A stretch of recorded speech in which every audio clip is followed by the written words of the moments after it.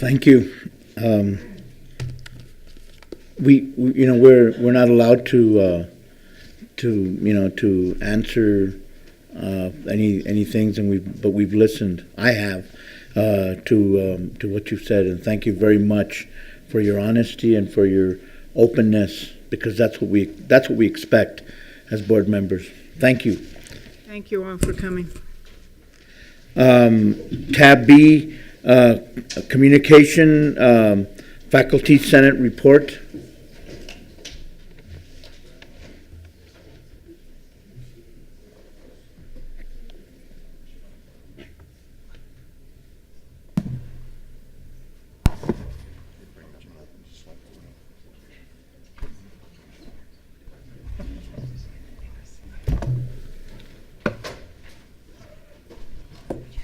Chair, members of the board, Mr. President. There have been some observations, I think, occasionally while I was sitting here alone, and Tuesday night's always not the place where everybody wants to be, but I really appreciate my fellow officers coming along this evening. I've served along with them and at their discretion and input as well, and I just really value their working with them this year. You've got 2 sets of minutes, I believe, in front of you. And if you have any questions about those, we can go over them and cover that information for you. If you'd like to start with October the 11th, I believe, running down it, essentially, Janet Wise and the campus covert came in and gave a presentation to Faculty Senate. Mr. Randy Grissom, academic VP, we were discussing governance groups, and an adjunct faculty presentation occurred as well. Anything that you'd like to add in regard to that information? Do you have any questions about that set of minutes? Faculty Senate minutes meeting October the 25th. We had Bethany Mueller, the changes in the Gen Ed degree for the AAA, where the minimum credit hours are lowered to 61, which can create more open space in the AAA degrees, allowing a little bit more focus on the core and related requirements and curriculum. Alicia Huerta and Carla Quintana came in from HR and informed us about the Affordable Health Care Act. We realized when we went through the minutes that we could not decipher our own minutes, and so I think we'd been reading the website, I believe, and so we'll need some more help, I think, untangling that information as we go forward, and we look forward to Carla Quintana and Alicia Huerta helping to work through that with us. Updates on council structures occurred, and if there's any questions on point 4 there, please let us know. And then point 5, we're still working to improve or communicate with our faculty adjunct and full-time to consider joining the AEUP as a professional, respected, 100-year-old organization that has a very bona fide and respectable history of representing faculty issues. We feel that's a good way for faculty to go forward into the 21st century and inform ourselves of larger discussions at a national level. And then Mr. Yashi Morimoto and adjunct faculty presented information about the adjunct pending or proposed adjunct action project, and that's proceeding, I think, as planned so far. Any questions? Are the councils working now? I'm not sure they're meeting exactly right now. There had been some concerns about that. As you know, we had met with staff and faculty senate officers and made some proposed changes about the scheduled meeting times for those meetings. Greg, if you'd like to speak to that. And Randy, you were a part of the meeting, and I think it went really well. We were trying to map out or block out certain days and times where all the faculty, or a good portion of the faculty, can attend the council's meetings. We were thinking of putting the councils down to about four councils with subcommittees, and that seemed to work pretty well. It was a little more manageable. We did run into a little bit of a problem that came up in Faculty Senate about some retribution and or a reprimand that was received by someone that spoke up in one of the councils.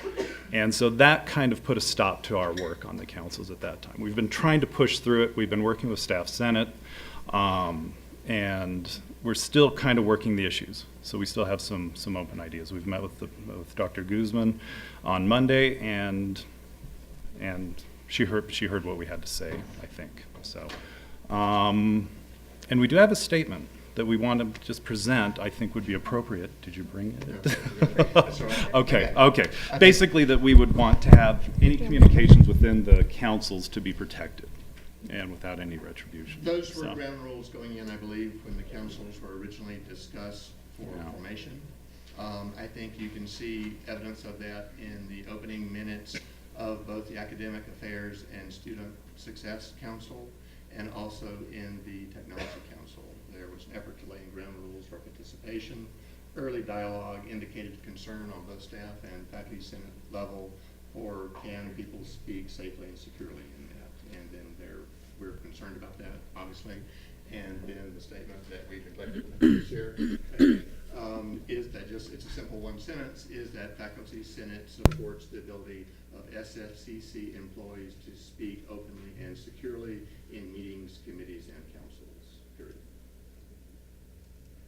We think that open dialogue is critical and crucial to the success of an institution and to the 21st century.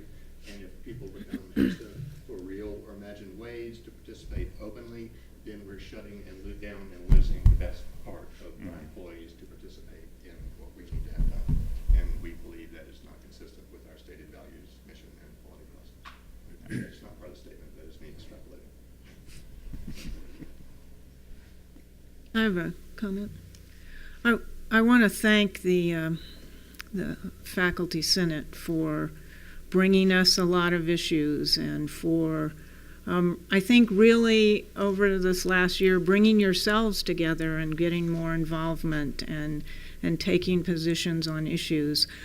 I think perhaps out of, this really uncomfortable situation that we're all in, that you all will strengthen yourselves and really have a viable faculty senate that can really be engaged in decision making in a meaningful way, and that you can be a strong voice for what's happening on this campus, because you are the faculty, you are the people who are teaching all of our students, and you're in touch with them every day. And so it's so important that you engage yourselves. And I know it must be hard to teach all day and then go to meetings, but I think you have seen a little glimpse of some of the power that you could have and that you do have. So I want to thank you all.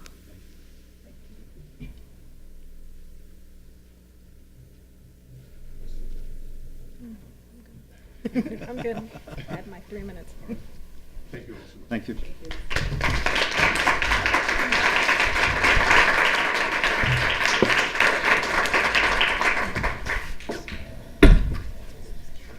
Okay, staff senate report. Linda.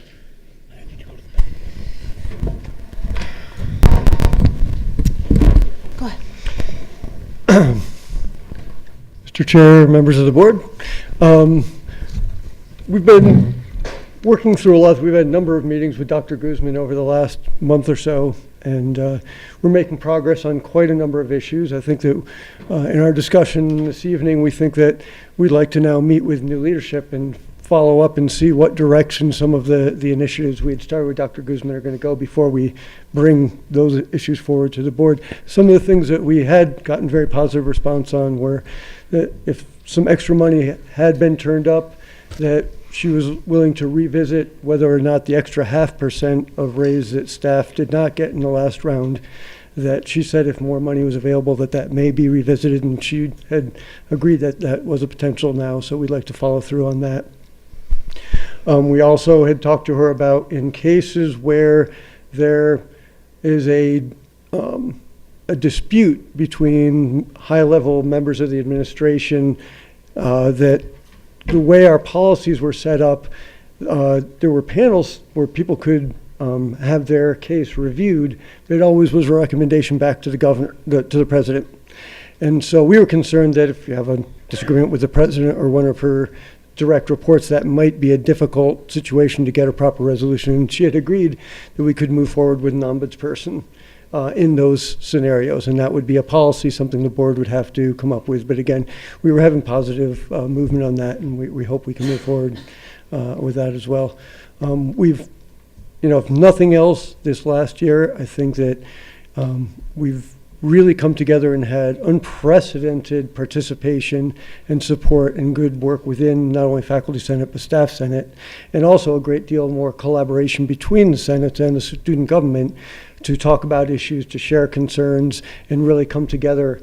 I know a lot of people were very concerned about the decision that you made yesterday, but at the same time, we have a very, very strong and a very, very passionate campus community. And I know that we will move, we'll pull together, we will move through this, and we will move on, and we are rapidly becoming a stellar community college nationally. And I don't think any of us are going to step back one step at all. I think it's full speed ahead, and we thank you for your support. I can't really top that, but I do. I wanted to. She's dressed nicer, though. I wanted to address the question about whether the councils are functioning, which I realized was not directed to us, but the councils are continuing to meet and operate sort of in the ad hoc way they have been for the last year or so. We did have, as the faculty officers mentioned, we did have a meeting a few weeks ago where we started to hammer out some details regarding how the councils would function, not just related to what days they would meet, but what the entire council process would look like, what the council leadership would look like, what the council membership would look like. It was a very productive discussion, and then clearly follow-up meetings were needed, and those were not permitted to happen, or supported, I'll say. So that's still one of the issues that, and that goes back to the communications that both faculty and staff senate raised with the board months ago. The councils, I think, could be potentially an extraordinary component of our shared governance system, but we need to figure out a way to make the councils operate in a consistent and systematic way. We need to figure out how they integrate with our shared governance policy, our existing shared governance policy and our existing governance bodies. And we look forward to talking with the new administration about how to get that discussion back on track as well. Good. Thank you. Thank you. Thank you.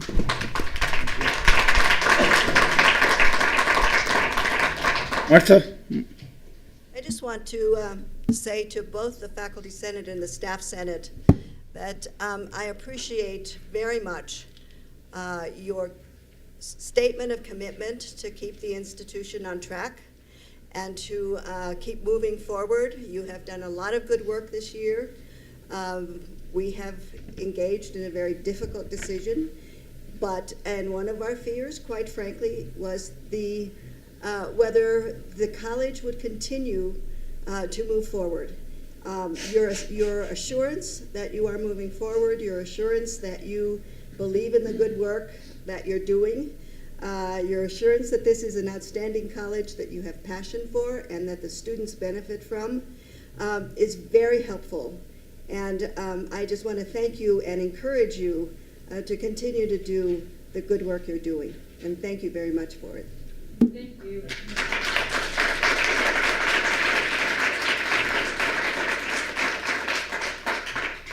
All right, student government report? Yes. Good evening, everyone. I have a couple of announcements I jotted down quickly. One, I wanted to let everyone know the 23rd of this month, SGA is volunteering, plus the representatives for the 25th AIDS and Comfort Bowl over at El Dorado through Southwest Care Center. So it's $50 a ticket for anyone that wants to come. It includes entertainment and I guess food. There's a SGA meeting tomorrow in Hemis 3 from 12 to 1. Also, SGA student ambassadors. SGA PTK are having a food drive. There are tables set up in 3 locations: the campus center, in front of the library, and in front of the Red Dot. So anyone that wants to bring to donate food, it goes to the campus cupboard. Also, money donations are accepted to go buy food for students in need. Also, as my secretary of SGA said, we support the plastic bottle ban initiative and hope that once and for all we remove the sale of plastic bottles from SFCC stores. That way we could move on to making us a more green institution. And the last one is, have a happy and wonderful Thanksgiving. Thank you. Thanks. You're welcome.